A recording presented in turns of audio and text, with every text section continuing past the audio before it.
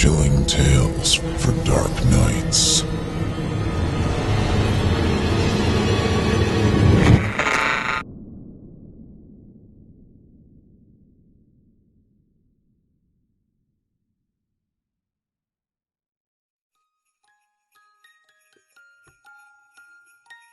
Old Man Winter by Jeffrey Ebright. Narrated by Jesse Cornett. Featuring Jeff Clement, Brendan Hurlbert, and Todd Farrell.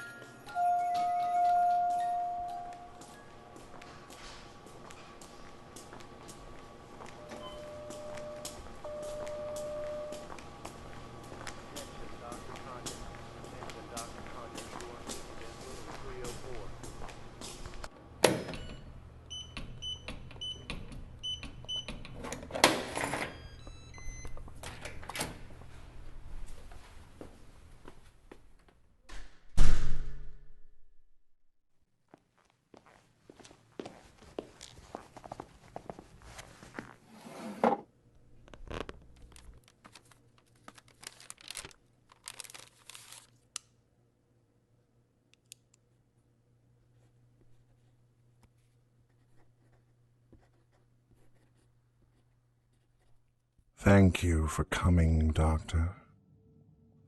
I honestly didn't think the renowned psychoanalyst Jeffrey Gilland would see me.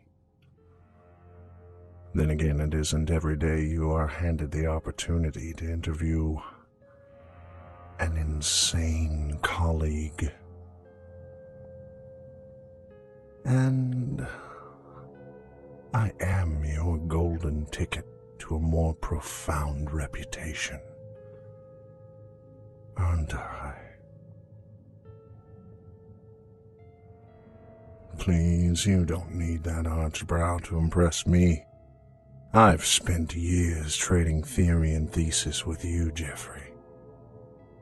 Until you published your paper on paranoid delusionals, I thought I was the only one making any progress in schizophrenic research. But I see my banter as falling under speculative regard. Very well. Let's begin with the reaffirmation of patient ID. My name is Professor Randall H. Courtney. I maintain doctorates in the fields of psychology, psychiatry, psychobiology, parapsychology, criminology, and religious mythology. The latter, a particular passion of mine.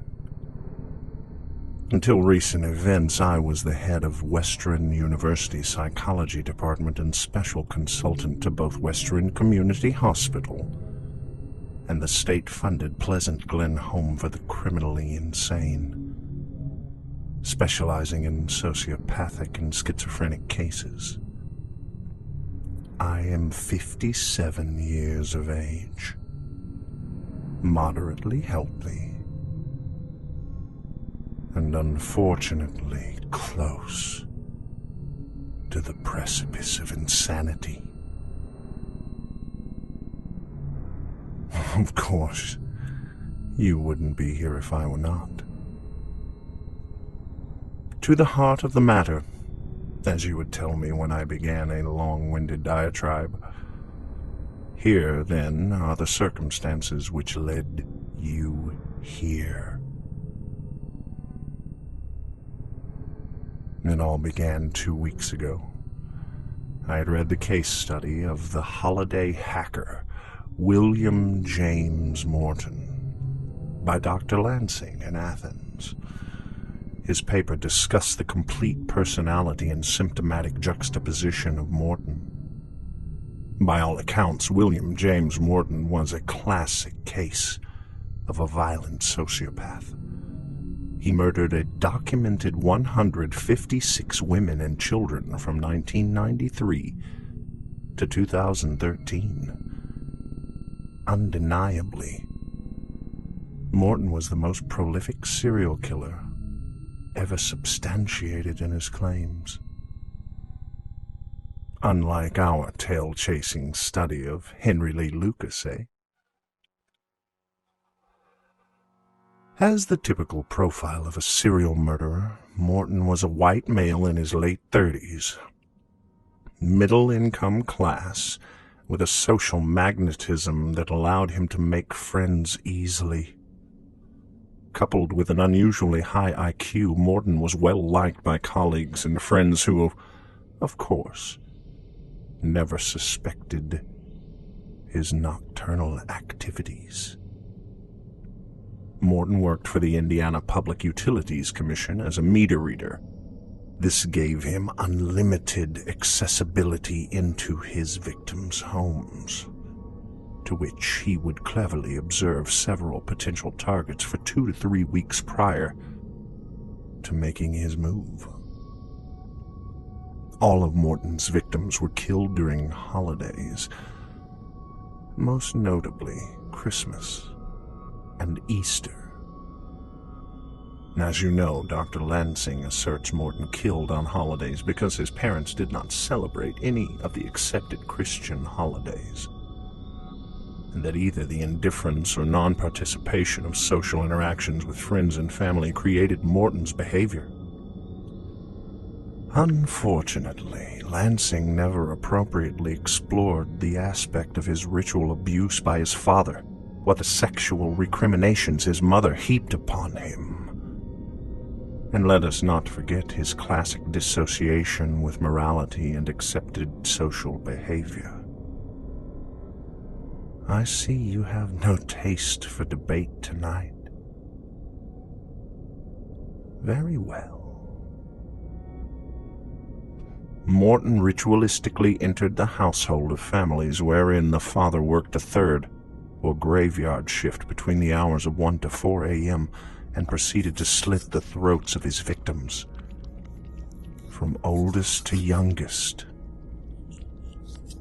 His signature was the destruction of a major holiday tradition, stripping a Christmas tree of ornaments, tearing up Easter baskets, shredding Valentine's Day cards, vandalizing the Thanksgiving centerpiece, etc. But you've already read Dr. Lansing's case study, eh, Jeffrey? Of course you have. You know, on the night of December 24th, 1993, the Jeffersonville police responded to a 911 call from a half-dead Iris Dennison. By the time they reported on scene, all 3 children, aged 3 to 7, were found dead in their bedrooms, as was Mrs. Dennison, still clutching the bedroom phone. Amongst the carnage and destruction, they found the 5-foot, 10-inch meter reader balled up in the corner of the living room, covered in his own bodily fluids and the blood of his victims. The police report concluded with Morton's overwhelming confession and sorrow. What followed was to be the largest admission of serial murder ever told. As a matter of fact, when they found Morton's infamous tome of the season, the grisly journal of his slayings. Jesus Christ. Have you read this shit? I wager Morton told them where to find that damnable book. For some unknown reason, this brutal, remorseless killing machine was now raving like a paranoid schizophrenic in a highly manic delusional state. You gotta put me away. You gotta put me away now. Morton was now begging to be locked away for his crimes. This complete change portends an emotional 180-degree spin on all our known beliefs of mental illness. Curious, don't you agree, Dr. Gilland? I see you're still not impressed. Very well. let us move to the meat of the meal. The night of March 15th, the night Lansing and Morton died before my eyes. I must, however, warn you in good conscience, this tale will no doubt test the limits of your psyche. So I must ask you to suspend your disbelief until the tale is told. I cannot guarantee you will ever sleep soundly again, but you will know the unbelievable truth which has stolen my sanity and placed me here under guarded supervision. Before that fateful day, I had thoroughly studied Morton's tome with avid interest. As a long-range researcher, Morton's Tome of the Season provided an invaluable resource, the likes of which had never been seen before, nor, I must suppose, will ever be seen again. Can you imagine a reference book for homicidal sociopaths written by a homicidal sociopath? This was no notebook of ranting against the machine of society, nor was it an incoherent catalogue of instability. With an above-average IQ, Morton meticulously entered all thoughts, actions, and variables of each murder, down to any minute smell, taste, and touch he experienced. His view was frighteningly clinical. Even his penmanship looked antiseptic, not obsessive. Words cannot express the terror of his analysis or the sheer horror of Morton's accurate observations on the death of his victims. Honestly, Morton's brilliance in notation and observation would shame the efforts of our most esteemed research colleagues. This was also the opinion expressed by Dr. Lansing. That is why he allowed me to study the tome as a precursor to our meeting Morton. And I believe the sheer immensity of the task at hand brought me into the fray. Perhaps it was the simple fact that Lansing needed an intellectual equal to back up his claims and save his reputation from the assertions he was about to make. Whatever the case, I should have politely denied him and continued my life in the blessed ignorance which will never again be mine. Here, then, are the events of March 15th. Dr. Lansing and I arrived at Pleasant Glen just before 6 p.m.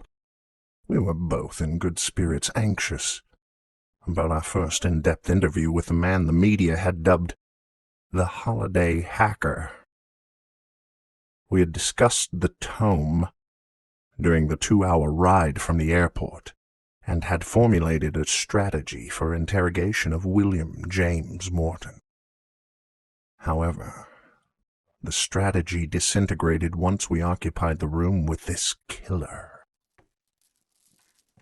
Morton was escorted into a room no bigger than the average living room, bound in a formidable straitjacket.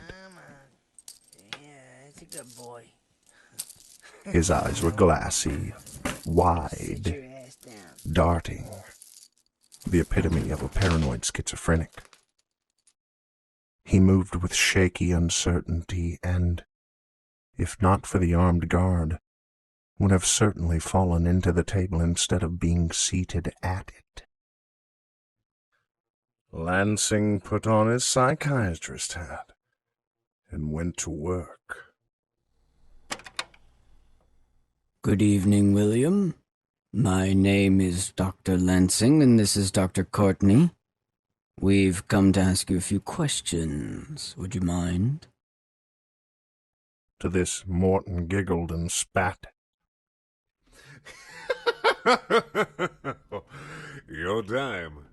Fire away. We read your book, William. Lansing continued. Why did you write it? For posterity, head shrinker. It don't make no difference. Nothing does. He began giggling like a schoolboy with a secret. What do you mean by that? I piped in. I feel sorry for you assholes, I really do. Morton said, rocking gently in his chair. I'm gonna pay for what I did, but you don't have a clue what's gonna happen. Maybe if you explained it to myself and Dr. Courtney, we might be able to... Save me? Morton cut in. Oh, I don't think so, head shrinker. Can't you smell the doom? Taste the fear? Is it because of all the people you've murdered? I asked. A sneer of righteousness crossed his lips. No, not 'cause of all the people I killed. Would you mind explaining what you mean? Said Dr. Lansing. You won't believe a word of it, but that don't matter. It's gonna happen whether you believe me or not, but I ain't saying nothing till you turn off those recorders. Agreed. We heeded his request and turned off our recorders. He simply smiled at the two of us, and his eyes seemed to clear, and his demeanor altered. The armed guard behind Morton leaned against the wall as if holding it up, oblivious to the conversation. It was the last expedition I underwent, said Morton. The Dennison family experiment. I am still sorry I did not have the time to record my observations. I found myself utterly without words as I listened to this madman speak without the previous trace of his drawl. His new verbal diction was measured, reflective, almost nonplussed. It was then an answer dawned on me for his abrupt and distinctive attitude alteration. The mystery of his 180-degree turn could be logically and anticlimactically explained. I jotted D-I-D into my notebook and sighed in profound disappointment to such an obvious solution, which the psychiatric community used to call multiple personality disorder. So it was one of the Dennisons you regret killing? Asked Lansing, as if he didn't notice the change. Not for a moment. Morton's eyes sparkled. Apparently you forgot to read your paper on my aberrant behavior. Lansing shuffled uncomfortably in his chair without response. I quickly jumped into the fray. What caused your radical behavioral change? Any idiot with half the imagination can fake paranoia, get more attention, and stricter supervision by his captors. His voice was almost clinical in its approach. A sociopath is simply locked into a cell, fed and watered as required by law, and forgotten. I cannot, will not, be casually erased from existence. So you're perpetrating this ruse for attention? Scowled Dr. Lansing. For witnesses. Why would you need witnesses? I interjected. 'Cause Santa Claus is coming to town. Morton sang in a sickly sweet child's voice. I don't understand, I said. I killed the jolly fat man. He said flatly. What? Lansing and I gasped in chorus. I butchered Kris Kringle, Old Man Winter, Saint Nick, whatever you want to call it. What do you mean by it? I asked. Let me put it this way. Morton began. I could see his calm, controlled demeanor beginning to crumble like a glass house from a stone's throw. I have killed a lot of people. I know what that is. In all of my research, I have never seen anything like it. I might be a sociopath, but I am not insane. I know the direct effect of all my actions and am totally aware of every child and mother I put in the ground. But I will not be stalked by a figment of ceremonial imagination. When it comes from me, I want others to tell the tale. I will not be dismissed as some raving lunatic and have my observations shelved as another madman's delusion. Enlighten us. Lansing asked with a certain smugness. Morton leaned forward on the table, which caused the guard to lazily mutter. Watch yourself, Morton. I'm only a step away from busting your ass. Oh, I'm sure you are. Morton dismissed the man. It was Christmas Eve, and I had just finished my experimentation on the children. By the way, did you know you can open a child's jugular vein when they're sleeping, and they will continue sleeping into death, cradled in the warmth of their pooling blood? That is, unless you make noise or your instrument is not sharp enough. Interesting. Lansing said clearly, uninterested. Thank you, Doctor.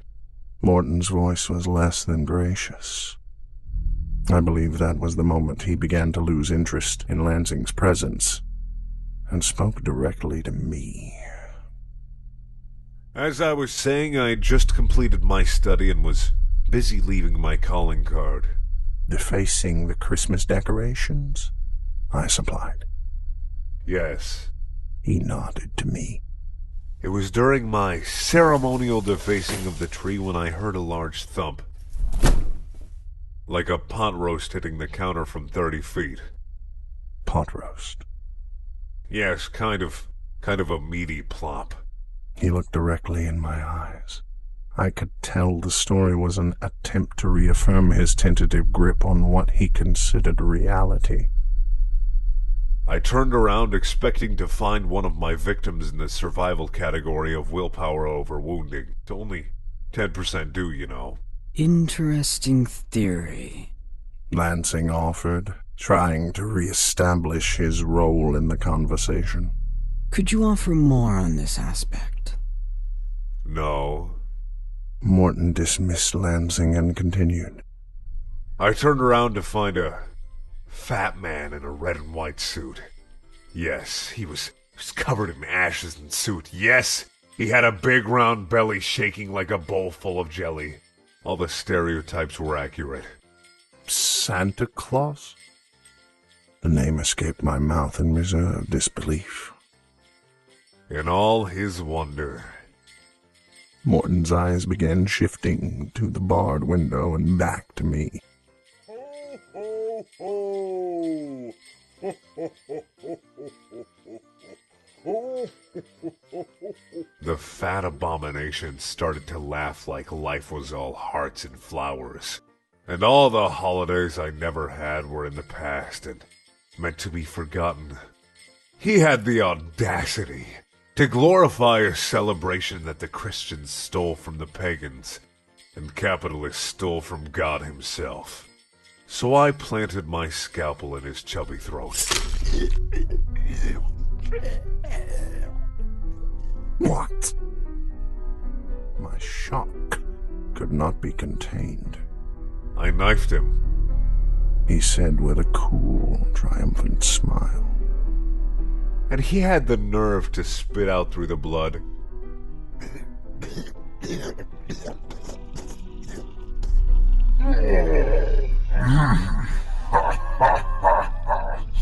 You're being naughty. He pulled the scalpel out and picked me up off his feet and said, Santa doesn't like naughty little boys and girls. That tub of lard tossed me across the room like a rag doll. I remained silent. I had nothing to say to this unbelievable tale. You probably guessed that irritated me. He tried to shrug off the rest of the story, but it flowed from his lips like bitter wine. The first thing that came to hand was the Christmas tree stand, which lay discarded among the remnants of light strands and broken bulbs. I used the stand to split its head open like an overripe melon. By the time I was finished, its head was a bloody bowl of red oatmeal. But it tried to get up. Can you imagine my surprise and frustration? No, I can't, I responded. Well, this was no experience a clinical man like myself was prepared to anticipate. I improvised, knocked it to the floor, severed its head from its body, and got myself together to leave. Unfortunately, Santa had wasted valuable escape time. I was trapped. My mind tried to figure out what to do next. That's when I heard a bloody gurgle behind me. Santa was on his feet, wagging a finger at me. He stopped for a moment to regain his composure. And do you know what that bloated corpse said? What? Droned Lansing. I'll be back, you bad little boy. And then popped up the chimney and jingled off into the night. And this is your explanation for your abrupt change in behavior? Lansing scoffed. I can smell fish stories from miles away. Do you truly think I will report this hogwash? I don't care what you do, you academic leech, Morton growled. Why didn't the police see Santa fleeing the scene? Wouldn't they have been tipped off by Rudolph's nose lighting the way? Lansing taunted. Morton turned to me, his eyes intense and focused. I just needed a fellow colleague to listen and to know. I am surprised I have not been assassinated by now. I have spent too many nights wondering when my end will come. Now it doesn't matter if it comes for me. The story has been told. That is all. Indeed, Sniffed Lansing. I've never heard such... Lansing trailed off, cocking his head like a collie to a dog whistle. Do you hear bells? At this point, reality crumbled. It was almost as if the terror was waiting for its cue to take the stage. The sweet sound of bells grew louder and louder as a red light from outside the window drew closer. Oh shit, it found me! It seemed Morton's persona switched again and struggled within his bonds. Let me out of this jacket, goddammit!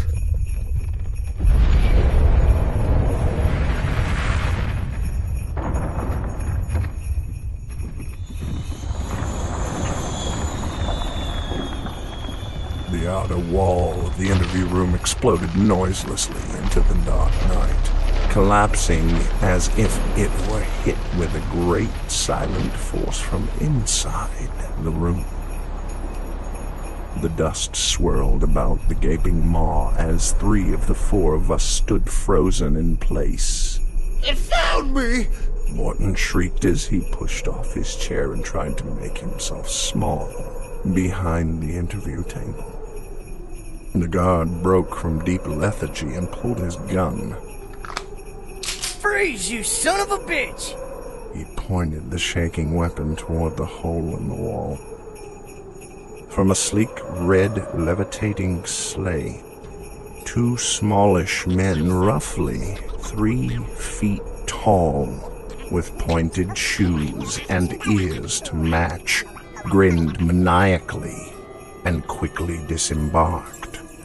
The obscene jingling of their droopy conical hats mocked the viciousness of their body language.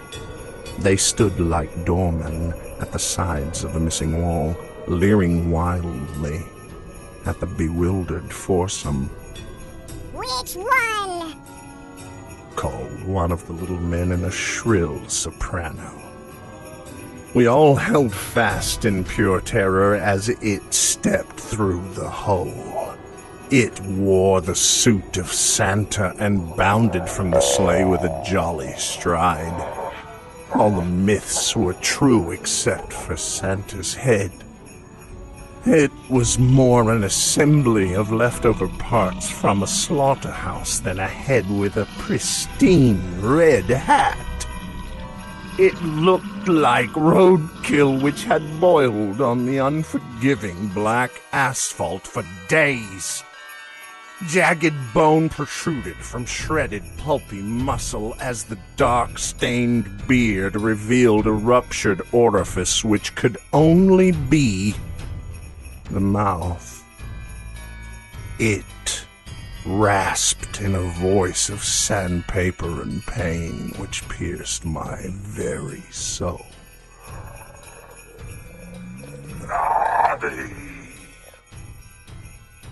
It pointed a gloved finger at the hiding serial killer. The men in green, elves, I would presume, advanced on Morton, glaring. Am I invisible? The guard barked, drawing back the hammer on his .40 caliber pistol. Now back the fuck up! I won't say it again!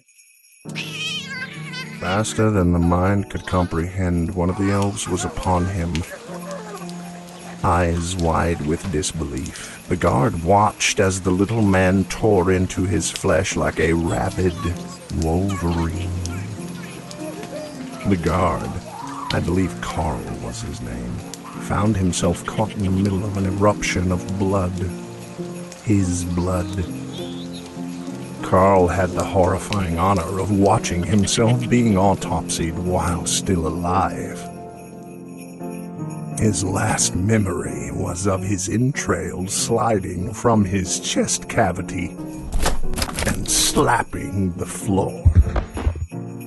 He quickly collapsed to the gray-flecked institutional tile, cocked gun still in hand. Finally, Lansing reacted. He vomited, spewing God's name between each hasty exit of the day's meal. The two elves pounced on Morton, hauling him to his feet amidst his tearful protests. No, please, no. The elves clamped around his bound arms like a metal vice grip. This only increased Morton's shrinking. And what, you may ask, was I doing during all this? Nothing. No, that is not true. I was trying to escape to the part of the mind we psychologists claim comatose patients go when severely traumatized by life. My little place must have been closed for repairs, for I was forced to witness the hideous events that continued before my previously agnostic eyes. Morton continued sobbing and rocked in his straitjacket.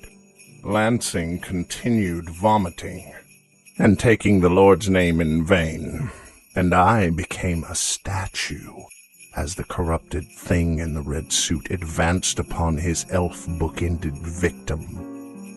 The thing's head contorted in an expression which most likely was a smile amongst the shredded muscles of its face.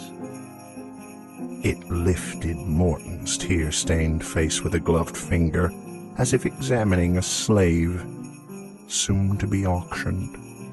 No, please, no, I'll be a good boy. Morton pleaded to mutilated ears.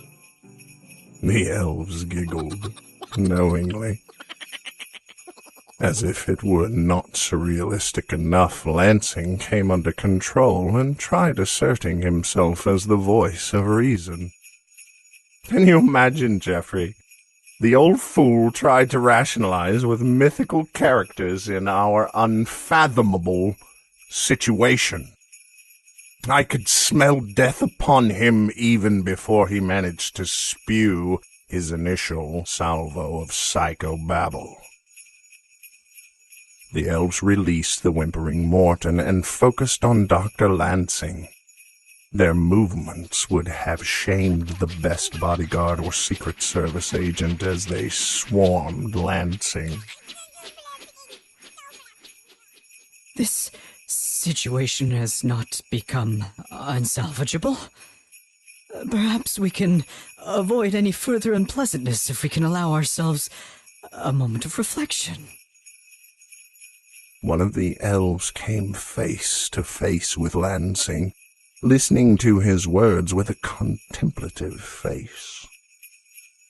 The first elf nodded agreeably and said in that squeaky soprano, No. with the stealth of shadows. The second elf neatly penetrated Lansing's back with a petite, clawed hand. The intrusion must have granted Lansing a form of anesthetic shock, for his face was less comprised of pain than surprise.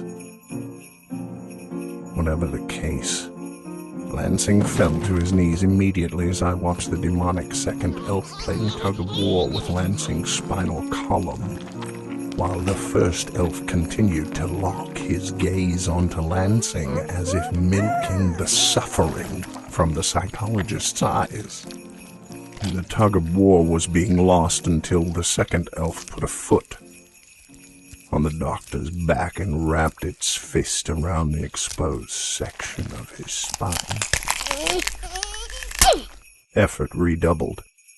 Lansing's spine popped loudly, then slid from his body with a wet, sucking sound. The little monsters briefly considered Lansing's wide-eyed death mask, cackled gleefully, and went back to their original target, ignoring my useless presence.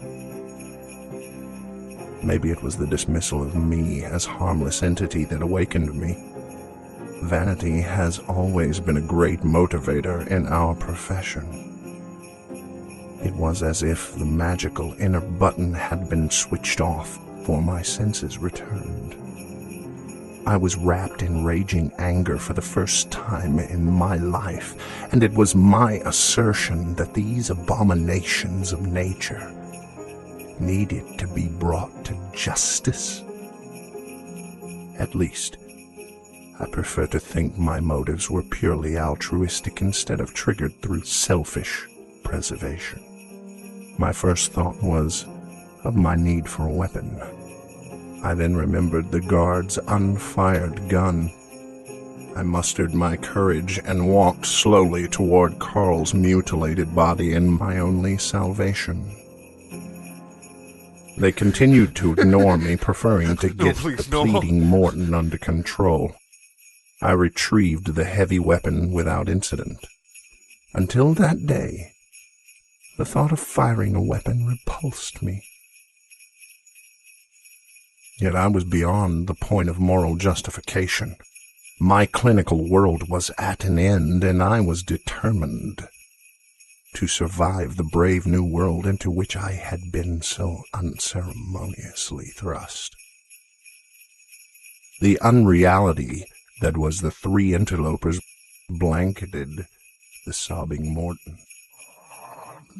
Naughty, repeated the aberrant Santa, as his mitten-clothed hands reached for the pristine red hat on its mutilated head. Naughty, I quietly mumbled.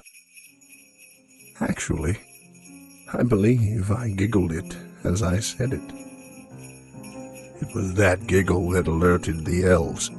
Both of the little green monsters spun on their heels and faced me like a Western showdown. I did not mix hyperbole. I simply pulled the trigger. The gun roared, catching one of the elves in its slender neck. In fact, the .40 caliber bullet nearly severed the elf's head. It sputtered some ancient gibberish and fell to the ground, twitching. Unfortunately, the remaining elf was quickly upon me, rather, upon my leg. It lashed out with its savage claws, removing my patella with near surgical precision, as if it were an old-fashioned bottle cap. Pain exploded across my being, yet this was not the time to recognize my shortcomings. I fell backwards and struck the unforgiving institution floor.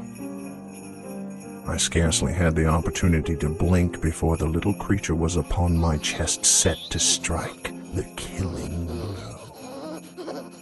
Dead. It shrieked, raising a gore-soaked talon. Yes, I smiled.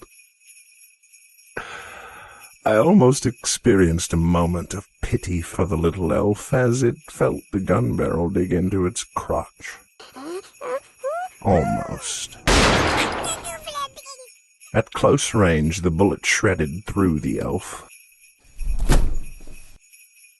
throwing its lithe body across the room. Believe me when I say this, Jeffrey. If I were you, I would be wearing the same disbelieving expression. Sometimes in the silence of night, I myself have cause to doubt all that occurred in this antiseptic room at Pleasant Glen. Yet I cannot escape the conclusion, in the immortal words of Sir Arthur Conan Doyle, when you have eliminated the impossible, whatever remains, however improbable, must be the truth. Here, then, is the most improbable fate of William James Morton. I struggled to my feet, the table a proper crutch to my shattered leg.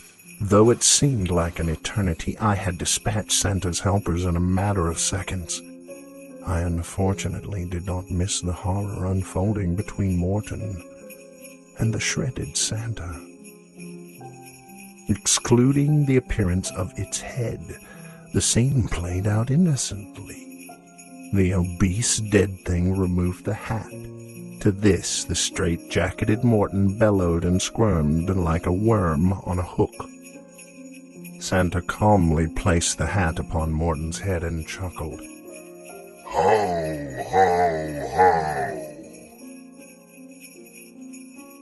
Never had I heard a cry of such torment and terror as I heard that day, nor do I ever wish to hear it again. My blood ran cold as the holiday hacker, bound and helpless, called to a god he never believed in, while the aberrant creature offered a grotesque, gurgling chuckle.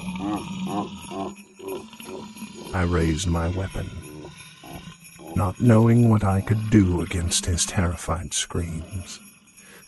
Kill me! Morton's eyes locked to mine. Kill me before it's too late! I leveled the gun at his head. The corpse Santa made no motion to stop me. Please, please, please! Morton cried. I can feel it! Hurry! I swallowed hard and squeezed the trigger.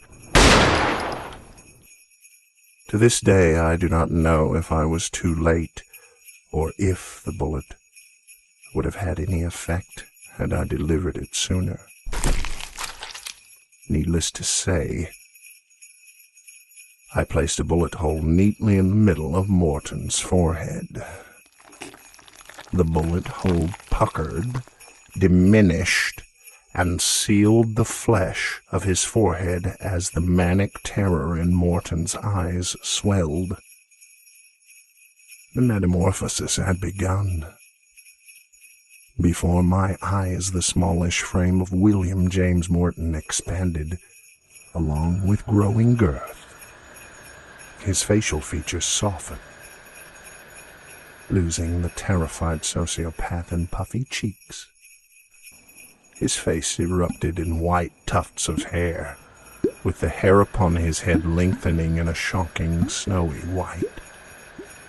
His restraints melted into a thick red blouse with matching pants, as bare feet became shod in shiny black boots. During this transformation, the thing that was Santa deflated like a balloon, slowly losing air.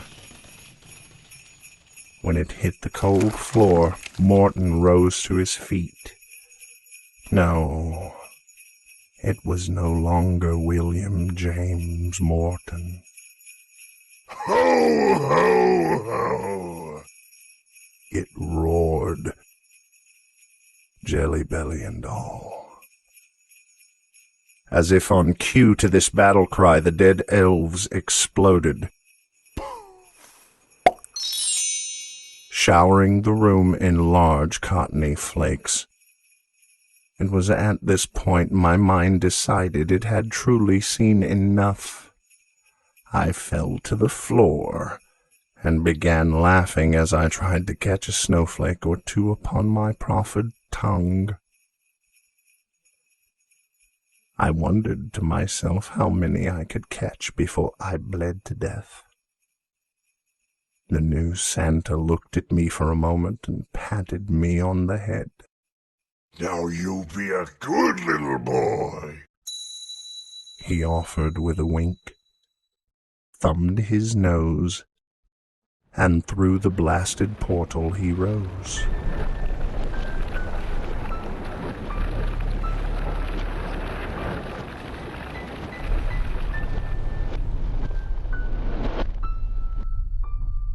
Once through the hole in the wall, the crumbled bricks reformed and jumped back into place, resealing the room as if the intrusion never happened.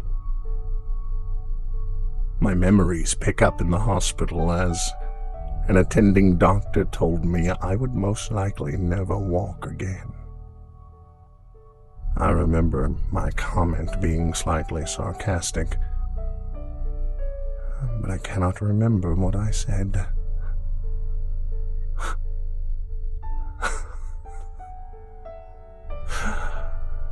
It really does not matter at this point.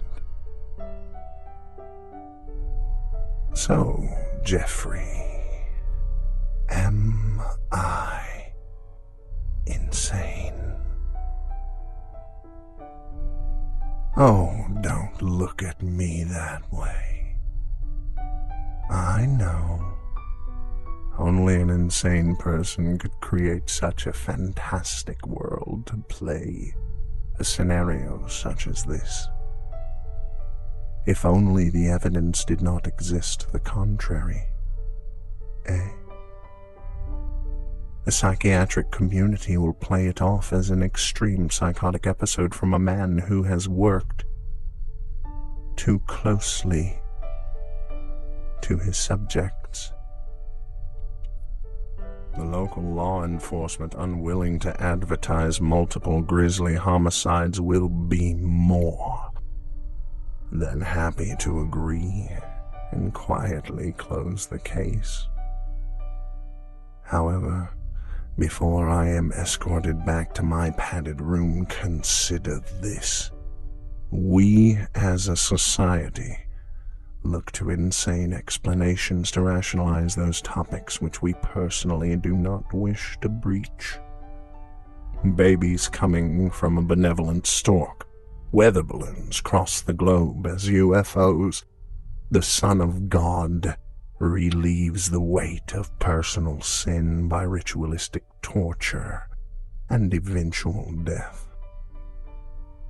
In this pantheon, my greatest fear is reserved for a creature that keeps track of our morals, rewarding or punishing us for being nice or naughty. A beast which preys only upon the most innocent of our culture, children.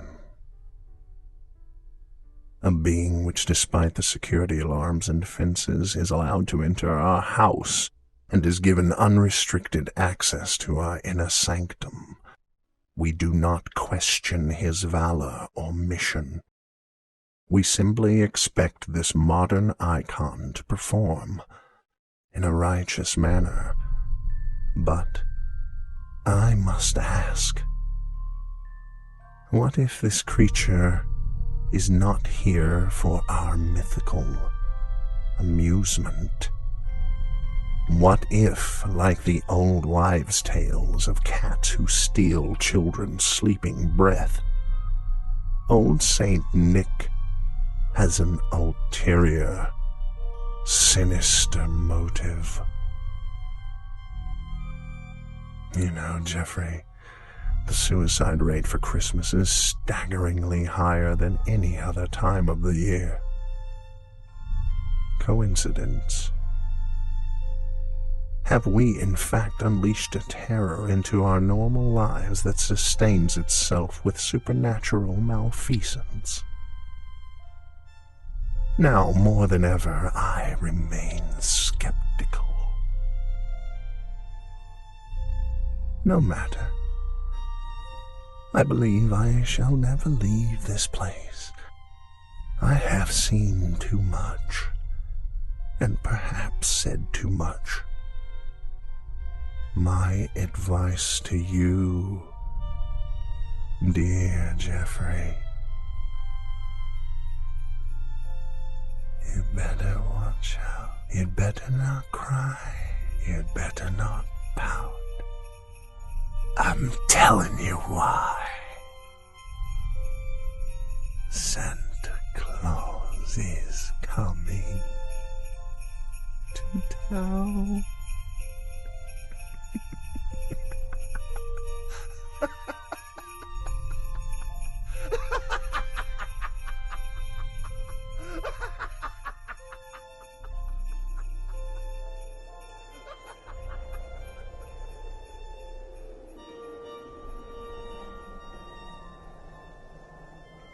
My family just moved to the Midwest a few months ago from the coast, and this winter has been the first time I've ever seen snow. Growing up on the beach, I took great weather and sandy beaches for granted. I know a lot of people dream of vacationing in what was once my backyard, but to me, the most exciting thing in the world is snow. I was pretty excited when we moved here, and even more so when we got our first real snow just a few days ago. It began snowing while we were in class, and the first thing I did when we got out was to try and start a snowball fight. This only pissed off my friends, who I learned are sick of this stuff after having spent their whole lives surrounded by it, but I loved it. I didn't even mind learning the hard way that snow still melts outdoors, and that you'll have to walk the entire way home with freezing wet clothes. As soon as I got home, I changed my clothes and hung my light red jacket in my closet in favor of my only heavy coat. Even though I'm a teenager now and probably a bit too old for this kind of thing, I immediately ran outside and began building a snowman. Our house is at the end of a cul-de-sac, so I wasn't really worried about anyone seeing me, and I spent the rest of that afternoon sculpting a frozen doppelganger. The end result was slightly misshapen, but as far as first attempts go, I thought it was perfect. My parents went out to a Christmas party that evening and told me that they would not be back until late. I didn't think much of it because I usually spend my nights in my room either watching television or on the internet. It was the same story that night, and it was sometime after midnight when I fell asleep. I wasn't out for long, before a loud banging on the back door woke me up. My parents had come home drunk before, but never so drunk that they couldn't open the door. I began to head downstairs when I happened to glance out the window, expecting to see a familiar four-door sedan. There was no car in the driveway. I froze. The knocking got louder and faster. It sounded angry, almost desperate. I moved back towards my bed where my phone was, in case I would need to call the cops. The knocking got so loud that I thought the door was going to give way. I turned on my phone and began dialing the police, when the noise suddenly stopped. In the dreadful silence, I tried to hear any sounds over the thunder of my pulse. Nothing. Were they waiting outside the door? Then I heard the sound. A shrill, high-pitched moan, like air being slowly released from a balloon. It only sounded once, and there's a chance it was just my own breath caught in my tightened throat. Still, it left me shaking. For the rest of the night, I sat in my bed listening to the darkness and fighting off the idea that whoever it had been hadn't really left.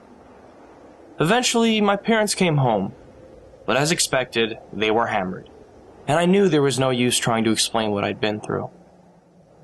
The next morning, I discovered that someone had destroyed my snowman. Probably some of my friends, I thought.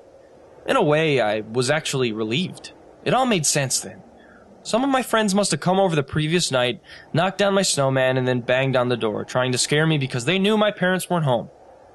I couldn't believe that I had let them scare me like that. The only thing that puzzled me was that they had written, "It's so cold outside," in the snow around my snowman. That afternoon after school, I ran straight home and rebuilt my snowman. I wasn't going to let my friends have the last laugh.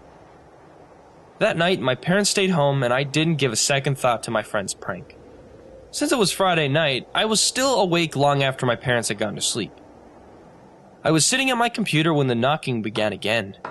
It was quiet at first, but still sharp, like dry bones striking the door.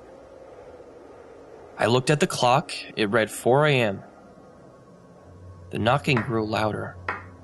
I moved towards the window and looked out over the back porch. I could see a shadow standing at the door. Whoever, or whatever it was, it appeared to be very thin and was wrapped in black rags. Then I heard my dad moving downstairs. "Is someone knocking on the door?" he asked in a voice, then let me know he was still half asleep. "Yes, I can see someone out there," I yelled down the stairs. I heard him turn on the porch light, and I looked back out the window. The shadow had vanished. I saw my dad step out onto the porch. He stood there for a moment looking around, before cursing the cold and going back to bed. The next morning, my snowman again lay in pieces, surrounded again by the words, "It's so cold outside." I wasn't sure what my friends were up to, but I nearly panicked when my parents told me that they were going to another Christmas party that night. I spent that Saturday afternoon rebuilding my snowman and even added a mother and father to make a snow family. As the sun began to set, I tried calling some of my friends to see if I could stay the night at their house, but all of them said that they were busy. "I'll bet you are," I thought snidely, confident that they were the ones responsible for the recent events. As soon as it got dark, I turned on the porch light and went upstairs to my room, certain that no one would dare knock on the door while the light was on. I watched some television, and before I knew it, I fell asleep. I was woken sometime later by the sound of heavy breathing. In the darkness of my room, it took me several seconds to realize that the breaths were my own. I inhaled deeply, trying to calm the anxiety that threatened to become panic any minute, but my pulse continued to race wildly. My eyes then began to adjust to the darkness. My room appeared to be empty, but I felt something. A presence weighing down on me. I knew that the television remote was beside my bed, but I also knew that if I moved even a single muscle, it would alert whatever was in my room that I was awake. I remained frozen. Even though I couldn't see a thing, I knew that something was moving, shifting in the darkness. I felt faint, as if I was about to pass out from the terror, my heart palpitating, threatening to stop altogether. As my head began to spin from the lack of oxygen being carried to it, I felt a blast of frigid air at my feet. The sensation crept slowly up my paralyzed body, the cold spreading from my legs to my chest, then to my constricted throat. It paused there, and suddenly I felt as though I was choking. It was too much. I don't know if it was my heart or my brain that gave out first, but in that final moment of terror, I slipped into unconsciousness. The sun was shining when I awoke the next morning, with a terrible headache. My temples throbbed as I made my way to the bathroom and then down to the kitchen. My parents were eating breakfast and looking slightly hungover. Everything appeared to be perfectly normal. I looked out the front window to see if my snow family had survived the night. The mother and father were missing, apparently dragged to the base of my front steps. For what reason, I had no idea. They had disappeared completely. I was about to call my friends and tell them to knock it off, that the joke had gone on long enough, when my eye caught sight of my original snowman, still in its original position, yet draped in something red. No, I thought, it couldn't be. I ran barefoot in my pajamas through the thick snow. I stopped at the base of my snowman and stared, aghast.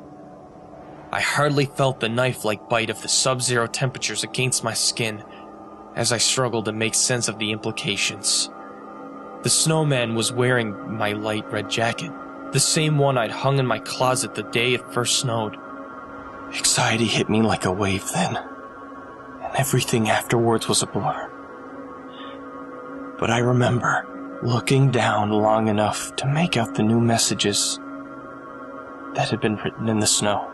And I will never forget the crescendo of police car sirens, or the sound of my parents' muffled screams, as whatever came into my house flayed them, leaving what was left of them floating in pools of water and blood beneath the breakfast table. I remember I stared at the messages for what felt like hours, though it was probably just a few seconds. The first said, "We're still cold." The second, "You look so warm."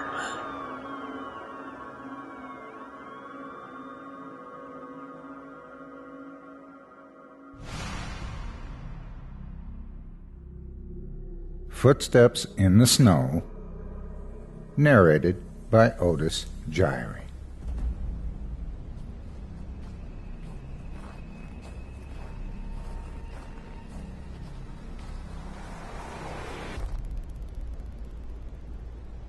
The soft thud of following footsteps echoed behind him as he hurried through the snowflakes toward home.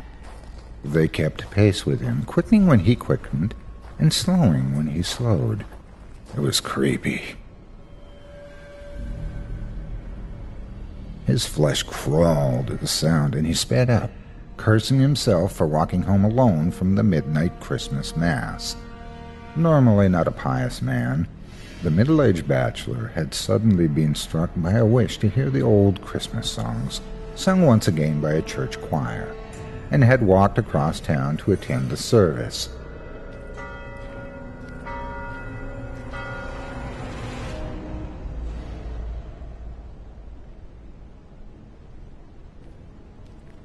Now he regretted his choice as he passed dark house after dark house in the snowy night, and the footsteps ever followed. He sped up until he was nearly running and skidded into his street. A few more paces brought him to the bottom of his front steps, and he dashed up them. He realized suddenly that the following footsteps had ceased abruptly. He glanced behind him in the cross street from which he had just turned, and saw only one pair of footprints in the snow-covered street where there should have been two. He frowned in puzzlement, and then shuddered as a cold breeze struck him, driving snow against his collar, and slammed against the door. Almost, it seemed to pass through the door, but that was superstitious nonsense. His hand was shaking as he unlocked the front door and hurried inside. He expected black nothingness, but was delighted to see the yellow glow of firelight coming from his study doorway upstairs. His old housekeeper, whom he thought firmly asleep in her attic bedroom, must have lit the fire pending his return. He shrugged out of his coat and paused for a moment, amazed to find it still warm and dry, though he had walked for more than a mile through a snowstorm. It was almost as if he'd been walking in a bubble of calm air, though he remembered the soft snowflakes hitting his face when he first stepped out of the church, before the mysterious footsteps began. His shudder was interrupted by a shout of greeting as his old friend Andy came hurrying out of the study, his whole face lit up in a grin at the unexpected surprise. The two men shook hands heartily and retreated back to the warmth of the firelight, talking so fast they stumbled over each other's words. Andy had left town years ago to take a government job in D.C., and they hadn't seen each other since. Nearly an hour passed before it occurred to him that his guest might be hungry. His offer of a meal was instantly accepted. He sat down But Andy was unwilling to leave the comfort of the fire to eat in the kitchen, so he jogged downstairs alone to fetch some food. He didn't wonder at his friend's reluctance to join him in the kitchen. Andy had looked very pale and had kept shivering with cold while they talked. He hoped his friend wasn't ailing for anything. A few moments later, he was back with warmed-up meat and potatoes and a couple of glasses of beer, apologizing profusely for the mismatched dinnerware as he handed Andy a plate. Andy just laughed and hunkered down to eat. When they were both finished, he showed his friend to a guest room and then tumbled into his own bed to sleep.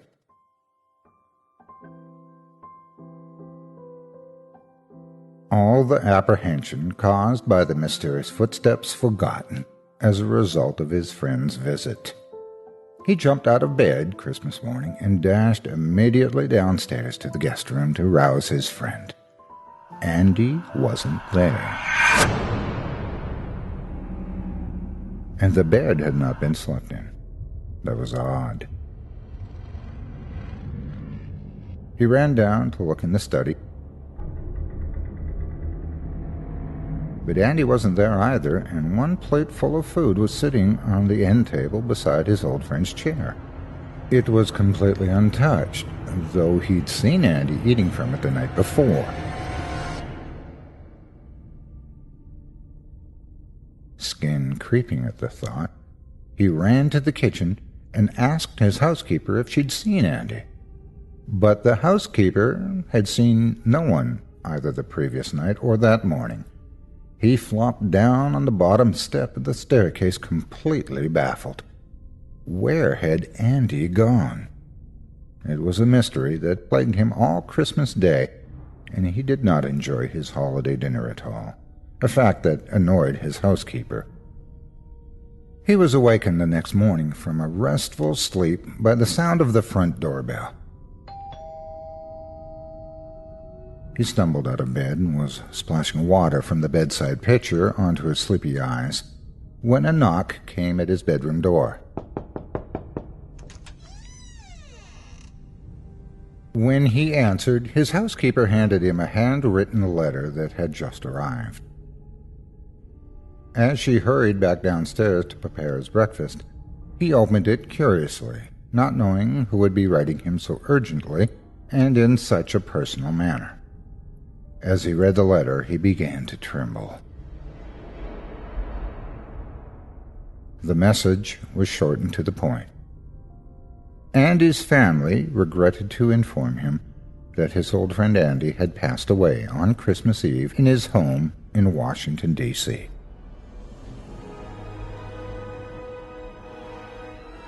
Upon reading the news, he sat down hard on the bed, the letter fluttering away from his hand. It must have been Andy who had followed him home on Christmas Eve. That would explain the eerie footsteps and the dry coat in the middle of a snowstorm. He'd spent Christmas Eve with a ghost.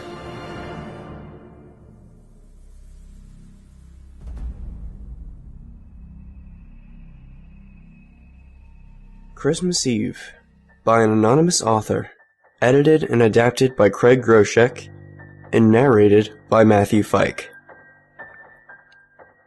I can never sleep well in hotels. I guess that's somewhat of an understatement. I could never sleep well in general. But hotels were the worst. Just the thought that the previous occupant of my bed was a complete stranger was repulsive in my mind. But that's besides the point. Sorry, I'm getting off track. What I'm getting at is how the lack of sleep in hotels changed my life. Christmas. We were spending Christmas in a grungy hotel and not with family. Great. Don't get me wrong, it's not like I don't enjoy the all-you-can-eat buffet of soggy hash browns and grits for Christmas Eve dinner. Of course, the first snow of the season resulted in the cancellation of our flight down to Virginia. So it was Christmas Eve, and I was trying to sleep in a bleach-saturated hotel room. My mind was wondering what happened here to require the use of such an excessive amount of bleach. The room was nothing out of the ordinary. 2 beds, one for me and my dad, and another for my sister and my mom. a bathroom, and a stained microwave that appeared to be in need of a good dusting. Somehow I escaped the room, and the stench of bleach, and fell into a dreamless sleep. When I awoke sometime later, I could tell it was early morning. My dad was snoring next to me, and he usually wakes up before 4 a.m. And that's when it hit me. It's Christmas, and I was about to let this bad fortune ruin my favorite holiday. Looking across the bed at the clock to check the time, that's when I noticed it. The silhouette of a man about 6'3", standing across the room, staring at my mom's sleep. Still half asleep and caught up in the moment, I couldn't help thinking of Santa Claus. I realized how stupid the thought was, and horror soon filled my head. I choked back a shriek. I knew I couldn't let him see me awake, so I quietly put my head back down, pretending to sleep. My mind was racing. Someone was in my room, and I couldn't do anything. I was just a scrawny 16-year-old. This man looked like he was built like an ox. I wondered if I could wake my dad up in time. But I knew that wouldn't work. He slept like a rock. A bucket of water couldn't get him up fast enough. I was practically in tears. I'd never felt so helpless. For a second time, I choked back a scream, and all of a sudden he was standing beside me. I could feel and hear his repulsive breath on my face. It smelled like he'd been eating rotten meat for a week with no thought to brush his teeth. If he didn't know I was awake before, he surely did then. Seeing my face contorted in fear the way it was, the breathing stopped and I couldn't help but release a sigh of relief. I would have kicked myself, but there was no need. I heard the room door open and close. I launched out of bed. Nothing in the room was in disarray, and my family was still asleep. It couldn't have been a dream. I couldn't have imagined it. Feeling awake as ever, a horrible idea popped into my head. And before I could push it away, I was pulling the door open. Glancing back to the door in order to memorize the room number, I saw the giant spray-painted black X on the door. Had I seen this without the prior knowledge that some intruder had been in our room, I probably would have thought it was just some stupid kids, but I knew better. Just not enough to know what it was for. Then my heart skipped a beat as I realized the man was just a few years from me, turning the corner at the end of the hall. Throughout the duration of the events that followed, I kept asking myself, why am I doing this? But there had been no answer, and so I continued. I tailed him down into the parking lot and then lost him. He was nowhere in sight. One moment he was walking out of the lobby, the next he was gone. Thanks to the icy winter gale, I was reminded how cold it was outside, and was reminded that I was wearing the same paper-thin pajamas I had retired in the next before. I quickly returned to the lobby. My feet in what I supposed were the beginning stages of frostbite. No one was around. Strange. At the time I could have sworn the hotel had a night concierge, but there was no one to be seen. With the adrenaline wearing off, I realized how stupid and rash my actions had been. What was I thinking? The man could have killed me. I cursed myself as I headed back up the stairs. I knew something was wrong when I got to my floor. The door to my room was wide open. I hadn't left it that way, right? I thought to myself. I honestly couldn't remember. I walked inside, and after a quick search of the room, I determined it was safe and that my family was still asleep. I locked the door and got back into bed. Though I didn't sleep for the rest of the night, I listened to my dad get up and eventually my mom followed, but I still pretended to be asleep. A few hours passed and my parents got my sister and I up. We got into the car and we made our way back to the airport. As I dug through my bag to locate my iPod, I found something that hadn't been there the previous day. I found a note that simply held 5 words I still think of to this day. I knew you were awake. It's now been 2 months since my experience at the hotel. I'm still scared for my life, and it gets worse every day. That note I found wasn't the only one. I still receive them.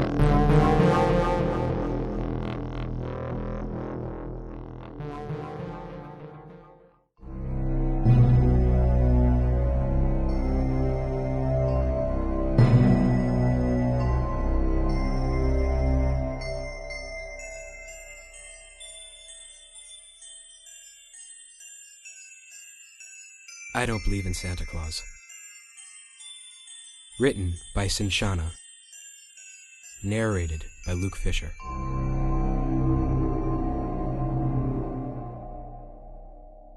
I don't believe in Santa Claus. I've always known he was just made up. Someone parents told their kids about just so they would behave during the holidays. Nevertheless, I was always grateful for the double gifts. One from my parents, one from Santa. I'd wake up every Christmas morning with a gold and silver wrapped present at the foot of my bed tagged, "From Santa." This went on all the way through my high school years, and though by that time I started to feel that this was highly unnecessary, I continued to play along.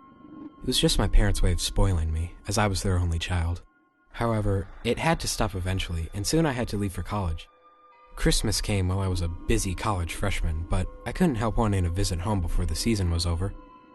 As I was traveling, however, I received a call from our neighbors telling me to come home immediately.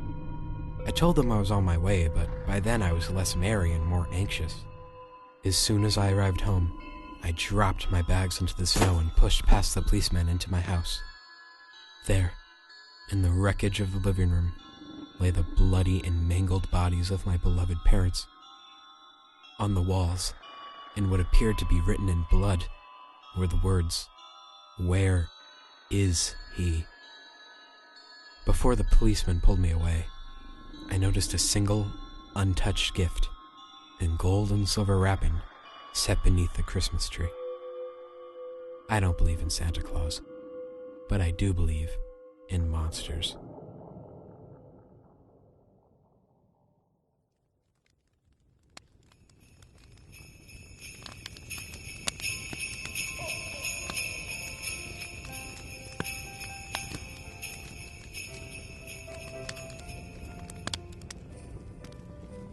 "'Twas the Night Before Christmas" by Clement Clarke Moore. Narrated by Otis Jiry. 'Twas the night before Christmas, when all through the house not a creature was stirring, not even a mouse. The stockings were hung by the chimney with care, in hopes that St. Nicholas would soon be there.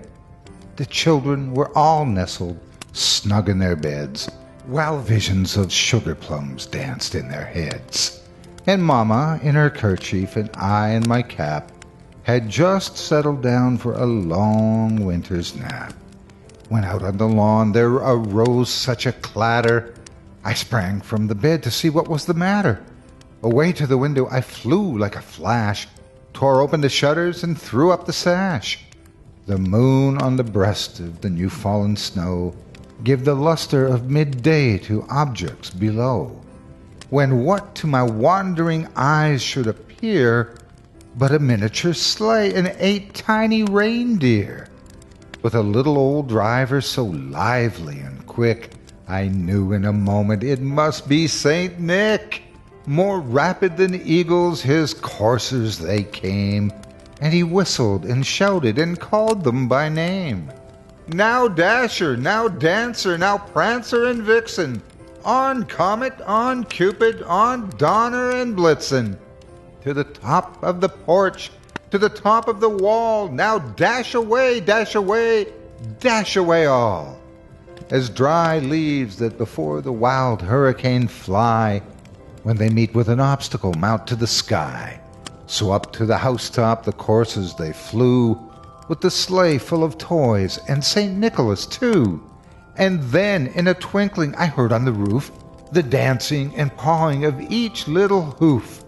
As I drew in my hand and was turning around, down the chimney St. Nicholas came with a bound. He was dressed all in fur from his head to his foot, and his clothes were all tarnished with ashes and soot. A bundle of toys he had flung on his back, and he looked like a peddler just opening his pack. His eyes, how they twinkled! His dimples, how merry! His cheeks were like roses, his nose like a cherry. His droll little mouth was drawn up like a bow, and the beard of his chin was as white as the snow. The stump of a pipe he held tight in his teeth, and the smoke, it encircled his head like a wreath. He had a broad face and a little round belly, that shook when he laughed like a bowl full of jelly. He was chubby and plump, a right jolly old elf, and I laughed when I saw him in spite of myself. A wink of his eye and a twist of his head soon gave me to know I had nothing to dread. Not spoke a word, but went straight to his work, and filled all the stockings, then turned with a jerk, and laying his finger aside of his nose, and giving a nod, up the chimney he rose. He sprang to his sleigh, to his team gave a whistle, and away they all flew like the down of a thistle. But I heard him explain, ere he drove out of sight, "Happy Christmas to all, and to all a good night." Hi, this is Otis Jiry, and in closing, I'd like to wish all my fans and viewers and their families a very Merry Christmas. May your day be joyful and exciting. Bless you all.